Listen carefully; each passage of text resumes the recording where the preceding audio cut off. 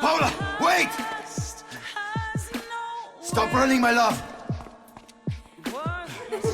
Paula, where are you?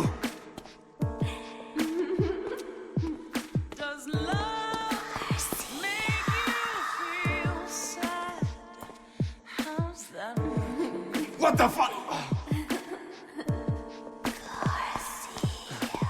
Paula!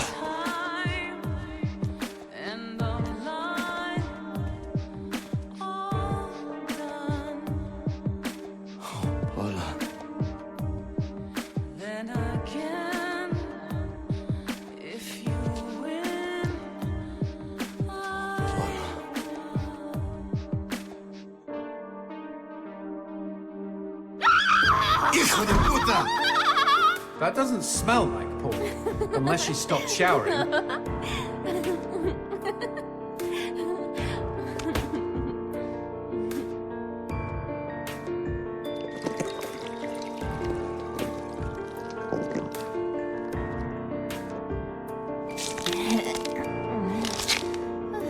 Well, that killed my stiffy.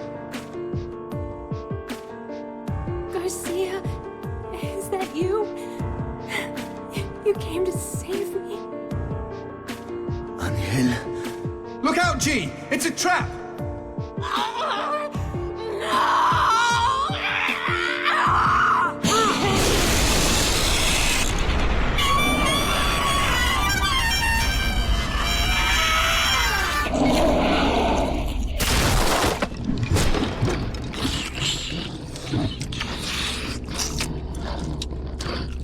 What the shit? Demons like men, Garcia. They all try to get inside the prettiest girl. Sick! These twisted demons! Yes, well, that's the reason I left. Fuck this pendejo!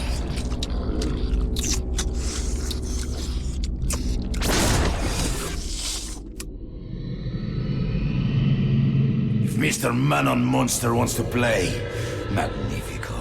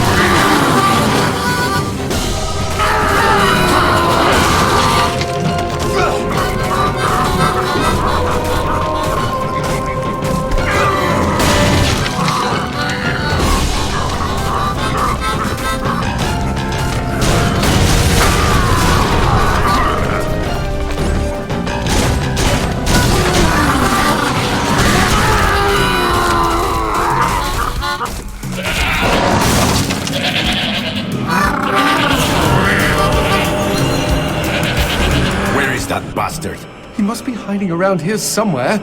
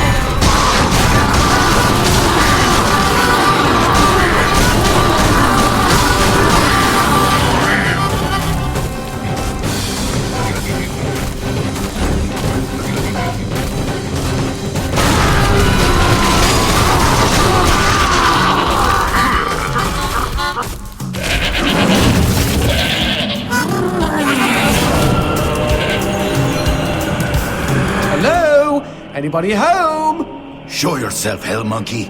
I think he's scared of you. He should be, Jay. He should be.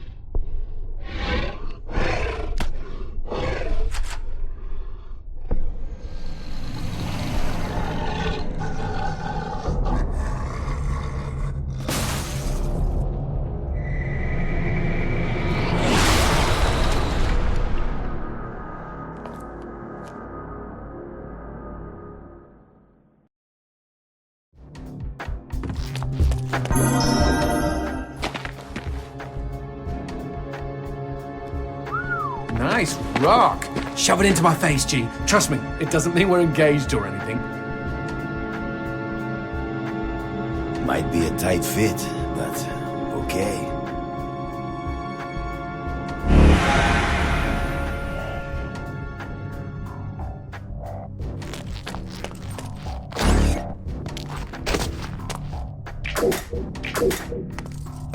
So what exactly did that do?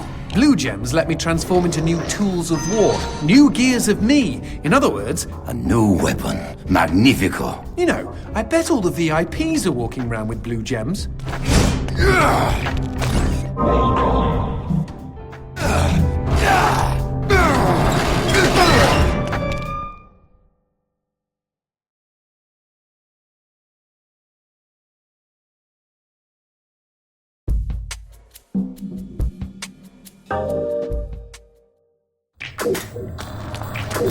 You know I found Paula in a dumpster, right? What? You said you met her at the supermarket. I did. It was the bin out behind the dime a dozen. And you just picked her up out of the rubbish and brought her home? Why no? Sometimes I think I hardly know you. What was that?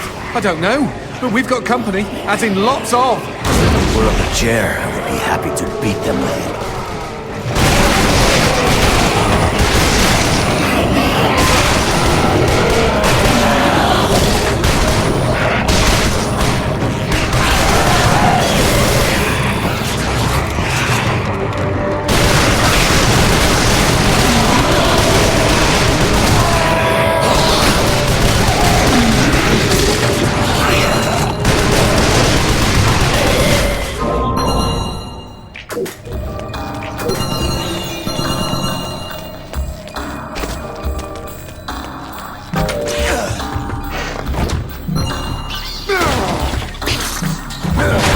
The man who never had his fill. It was a cold and snowy eve. Certainly no night for a man without a home to be walking these grey and endless streets. Inside the pizza parlour, George Reed spun a lively tune on his harmonica. The local children giggled and pointed excitedly at the harmonica man as their parents glowed with approval. His reward would be all the pizza he could eat, 6 pies at least, and a warm bed in one of these folks' homes. He knew they were good for it.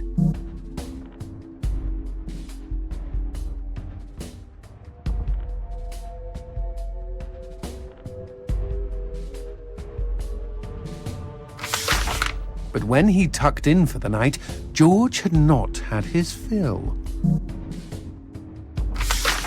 As the years and calories stacked up, most men would have got older and fatter. Yet for all he consumed, George only got thinner as he washed from town to town. Tapeworm. Tonight he plied his trade with some grannies and orderlies in a nursing home.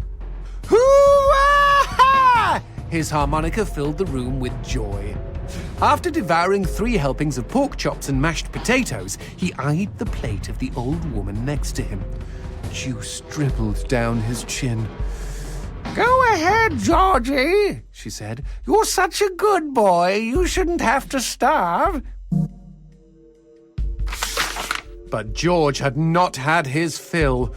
Early the next morning, he was already on the freeway with his thumb in the air. "Where are you headed?" said the man in the truck. "Nowhere," said George. "Anywhere."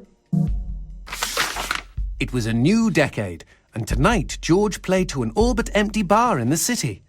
He had lost a lot of weight. Afterwards, the only woman in the joint took the stool next to him and asked him his name. The bartender leaned over the counter. "You don't know this guy, Mary. George is famous, been all over the tri-state area." With a wink, he added, "Man's insatiable." And that night, George proved it as he buried his face in Mary's beaver. Holy woodland creatures! Attaboy, George! Attaboy, George! "Play that harmonica," she purred. But even after 5 trips to heaven and back, he had not had his fill. The morning after was an awkward affair as they stared at each other over coffee. One wanted to feel more, the other just wanted to feel. In his final days, George was all skin and bones. I can relate, except for the skin part. His last meal had been a mistake. It was on a sidewalk one night in a small suburban town that he came across the boy. Hungrily, and with an agonized grimace, he opened his mouth to beg for help.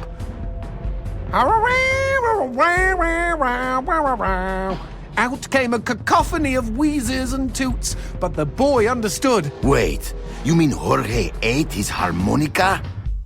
Once he was alone, George Reed looked at the candy bar he held in one hand and began to cry.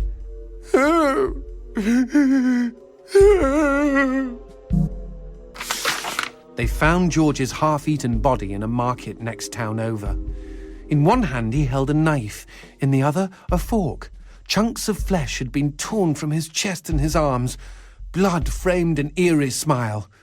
The wind that morning blew fierce, and as it whistled through the hole he'd carved out of his own neck, the harmonica man played his last song in this world. There were Gawkers, and many knew him.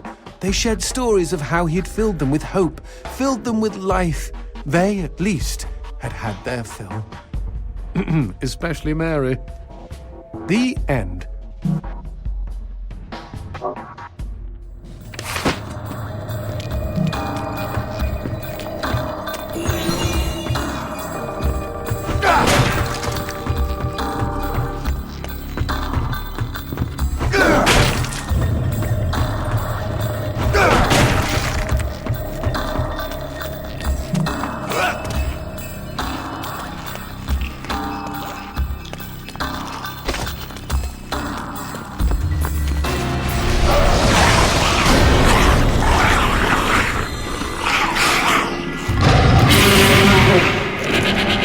Cheeky him!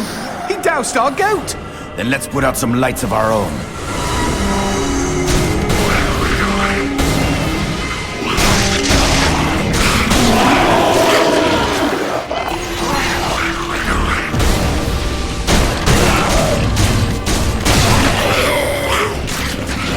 Would you kindly bust a cap in those mother fudgers before they douse the lights?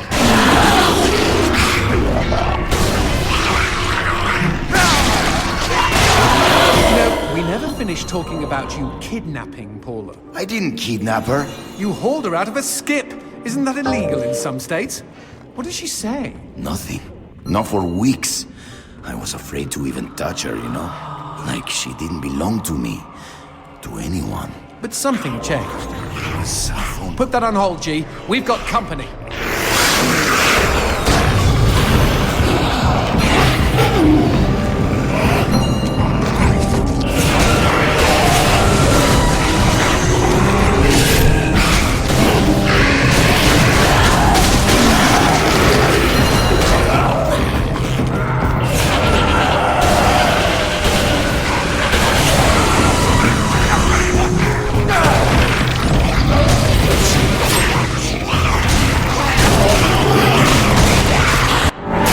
imbecile!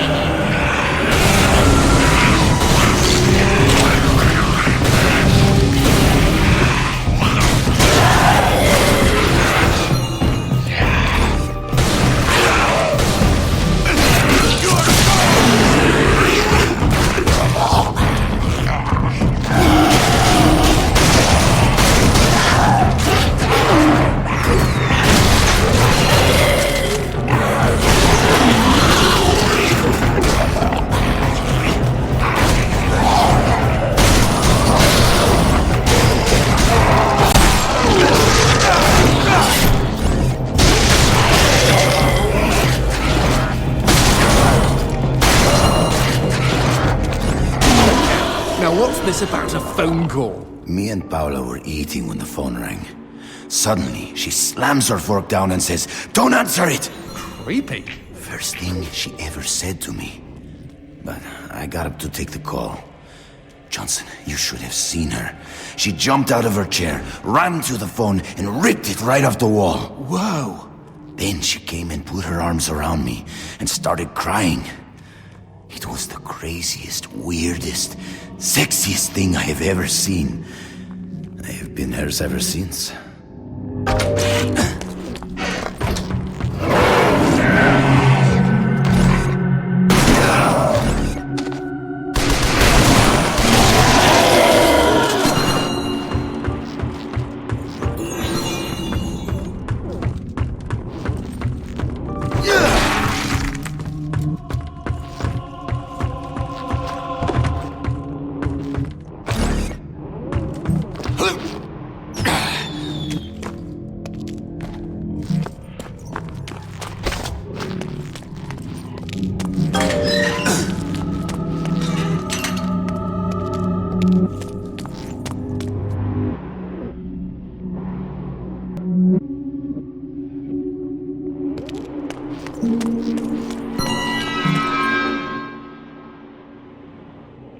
What?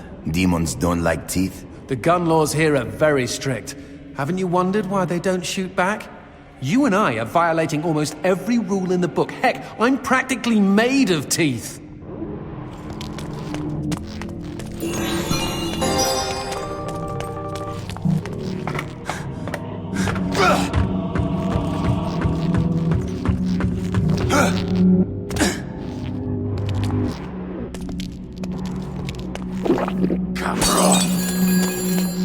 Expecting any phone calls? No, siree. Maybe it's from Paula. Or at least someone with answers.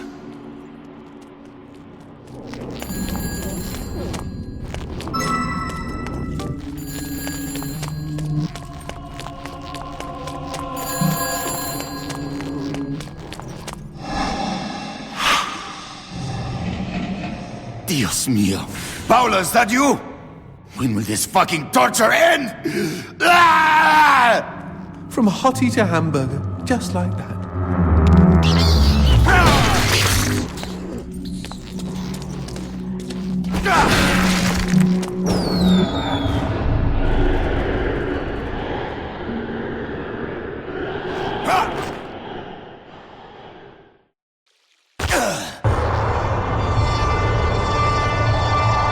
Fireworks! We could use these to chase away the darkness, at least in short bursts.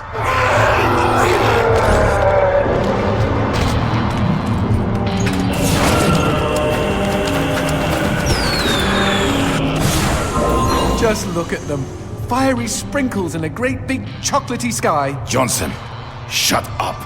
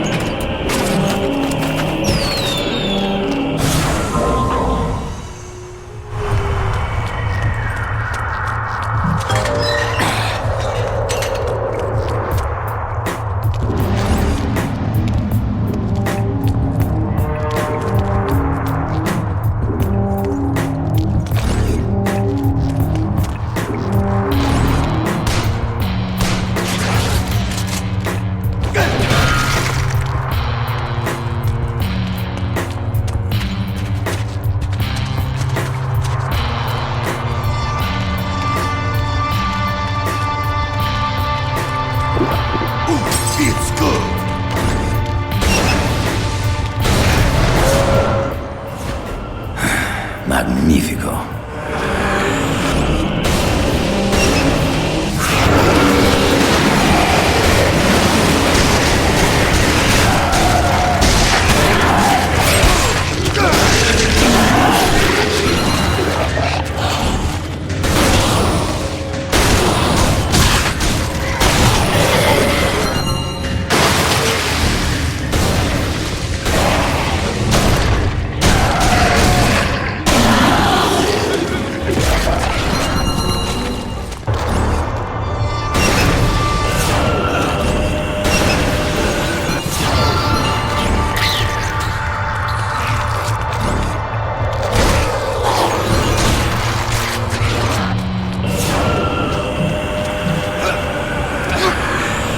This fucking darkness!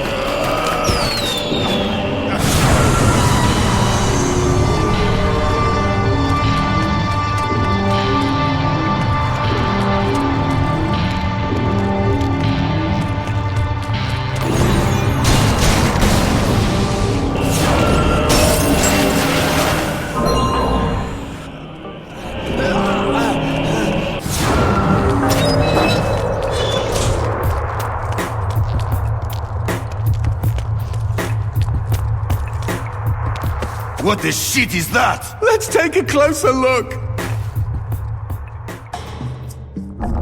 Well, howdy-ho! Name's Christopher. Now, don't y'all be afraid. I ain't gonna bite. Trust me. You see, I'm what you call a mixture of beast and human. Oh, best of both worlds, my pappy said. But what are you doing around these parts? Ain't you immortal? Why should I tell you? All I see is demon. Well, shucks. You gotta look underneath the leathery exterior. Deep down, I am a sensitive and understanding listener. Some asswipe named Fleming stole my girl and took her to his castle. And I am here to take her back. Meaning you are on a quest to kick the Prince of Evil's ass? Holy shit! Oh, I want in on some of this action. How can I help, huh? How can I? Well, I hope that you're offering more than just enthusiasm. I tell you what, I get pretty hungry, and I just love them white gems. You get enough of those and we can trade. With the right incentive, I might even be able to introduce you to some real product. Know what I mean? Magnifico. Okay? Then chuck them sparklies right down the hatch. Go on, feed me! Ah! Howdy-ho, if it ain't my bestest buddies. I'm surprised Christopher hasn't had a visit from the GEA. You read about gem busts all the time.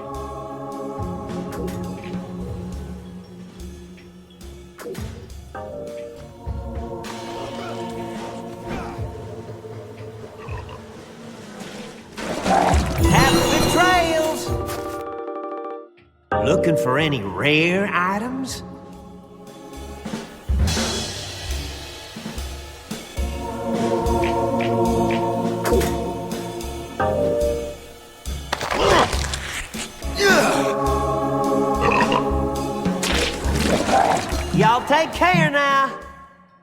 Whoa,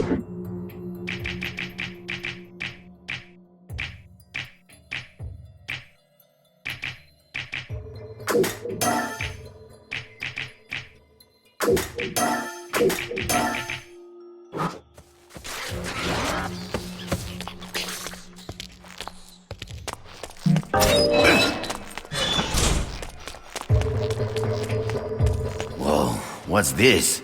Sushi with a dick? These guys may look ugly, but they're actually quite useful. Are they friendly? Yes, I kept one as a pet. Hit them with light, and they'll keep you safe. Híjole.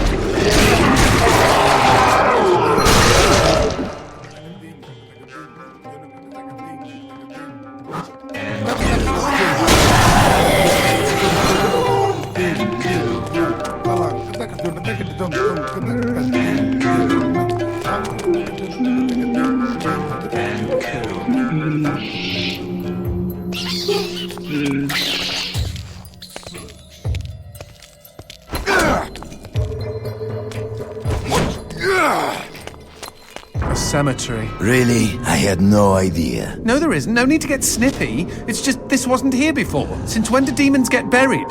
Since I came to town. Whoa! Who did this? Mr. X! Only a demon hunter could kill this many and not be lying dead next to them. Paula and I promised we would be buried together.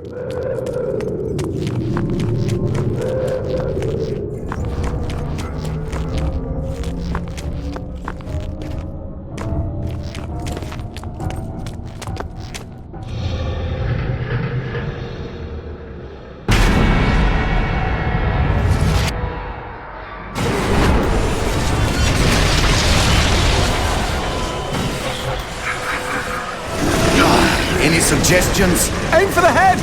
Not that you really have a choice.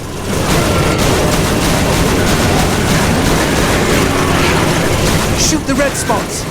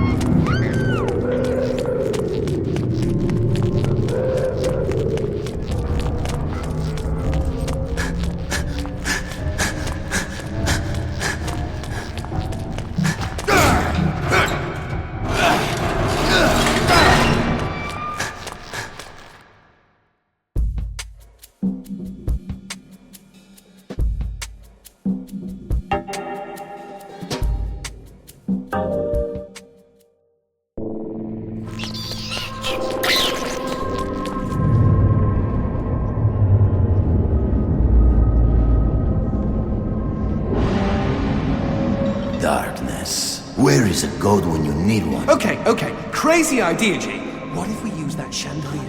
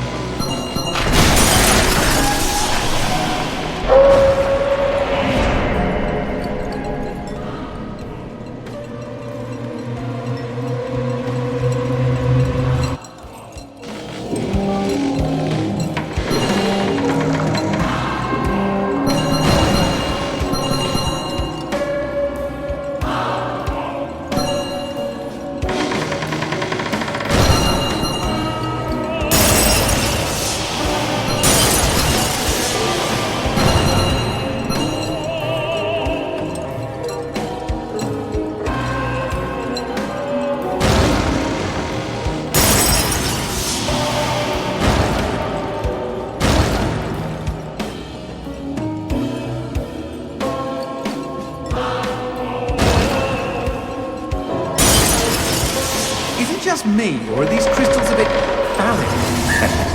You're one to talk. You see? Chandelier! Brilliant idea! For one you pulled out of your ass. Wrong. I don't have an ass.